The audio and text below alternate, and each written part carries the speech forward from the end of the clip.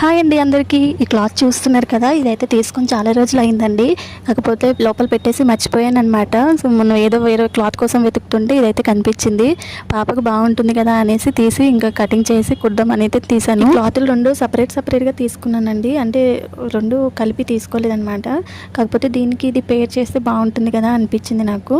ఇక్కడైతే కటింగ్ అయితే స్టార్ట్ చేస్తున్నాను. సో ప్యాటర్న్ ఎలా ఉంది అనేది చూసిన తర్వాత ప్లీజ్ కామెంట్ చేయండి. అంటే నేను డిజైన్ చేసిన డ్రెస్ మీకు నచ్చిందా లేదా అనేసి కామెంట్, అంటే జెన్యున్గా కామెంట్ చేయండి. అది మీకు నచ్చినా నచ్చకపోయినా. సో ఇక్కడైతే డ్రెస్ అనేది రెడీ అయిపోయింది అనమాట. అనార్కలి కటింగ్ చేసి ఇక్కడ స్కర్ట్ అనేది స్టిచ్ చేశాను. సో ఎలాస్టిక్ అయితే వేసేసాను. పిల్లలకి ఎలాస్టిక్ వేస్తే కంఫర్ట్గా ఉంటుంది కదా, జారిపోకుండా అని చెప్పేసి.